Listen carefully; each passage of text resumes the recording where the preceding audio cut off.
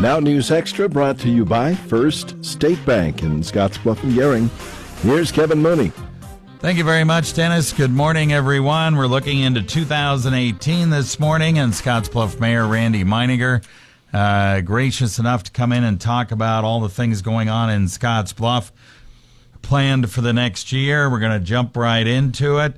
The Kroll Incorporated thing is kind of out of your hands right now. It's with the commissioners this afternoon, but let's just talk about that project. In your mind, very important project, right? Sure. Thanks, Kevin, and appreciate the opportunity to speak with you guys. But the Kroll project is a very important project. One, they're one of the first bigger industries that's come into our area since we've really started working on economic development in our community and following the master plan. With them, it's a big project, and I truly believe, I understand both sides, and I truly believe that we can live in harmony with each other. But when you got a company that wants to come in and make this their center, their hub for their business, and is willing to bring on 10 plus jobs and well-paying jobs to create an industry that we haven't had much competition in, it's a good deal, good for our community. All right, we'll see what the commissioners do with it tonight. You have a city council meeting tonight right off the bat. One of the things you're doing is really providing a lot of handicapped parking spaces, approving that this evening over a wide section of downtown. Explain why that's happening. Well, part of that comes along with our downtown revitalization plan. And if you look at what's happened over the last several years, the concept was to be able to create and do things downtown that brought people down, more walkability. Well, when you do that, you create some parking issues. And, of course, you create issues under ADA for the handicapped. And how do they safely park their car and get back onto the sidewalk? We did not have that prior to the downtown projects. And so now we've got that in there. We got everything painted and striped. Of course, you can't see it because of snow right now, but that'll go away soon. And that allows that safe access, entrance and egress onto the sidewalks for those that can't get out and walk. All right. You guys are looking at LB 840 to help out the Mitchell Healthcare Center tonight? Yeah. LB 840, the whole intent of LB 840 monies is economic development to help retain and recreate jobs.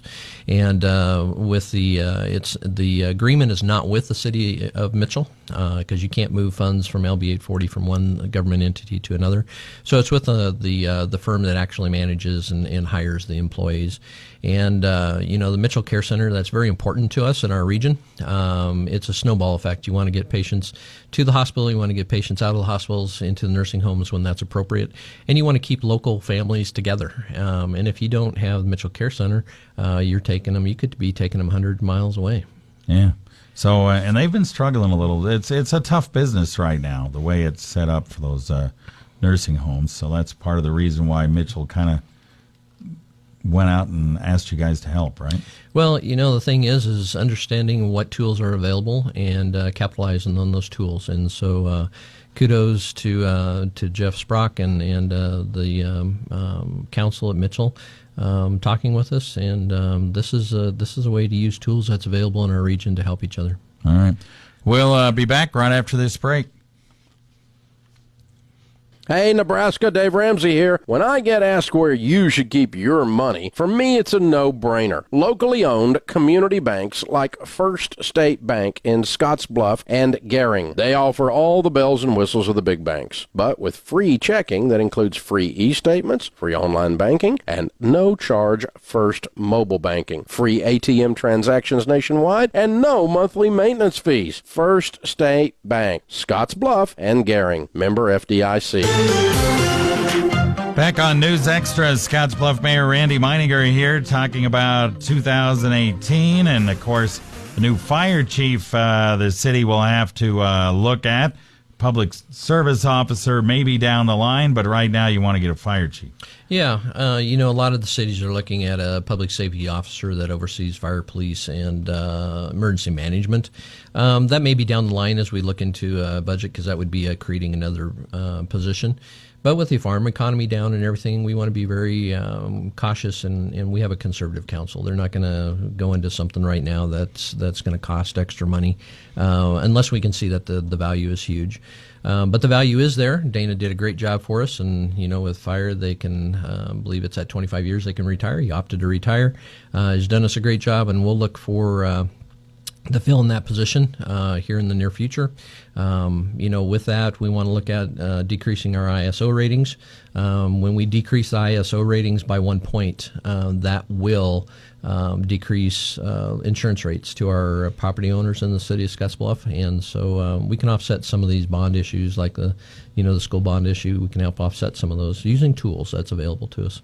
All right, real quick, city planners accepting applications, but that's a ways down the line too. Still accepting applications for that. That's probably a little bit down the way. Andy did a great job, still working with us, but that position's currently being looked at.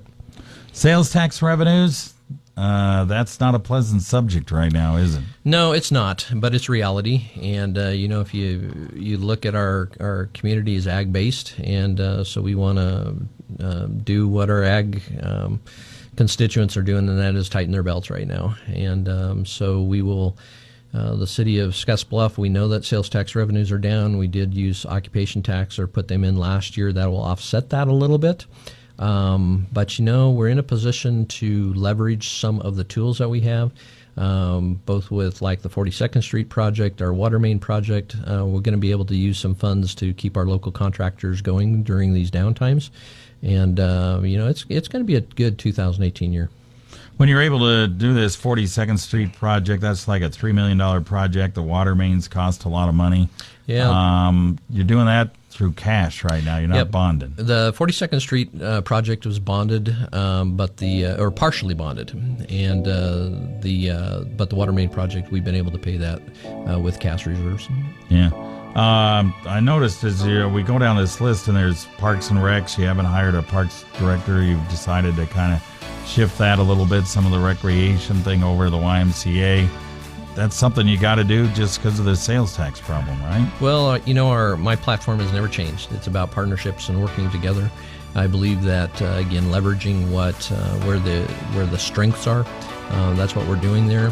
We've got great staff, and so we lose the director's position. Everybody else just bumps up, takes care of the job, and makes sure it gets done, and moves on. The day-to-day activities really don't stop; they move on. So good stuff. Still working on the pathway project. All this stuff is moving forward. All right. Thank you very much for stopping in. Appreciate it. Got a lot done here in a few minutes. You bet. Thanks, Evan. You bet.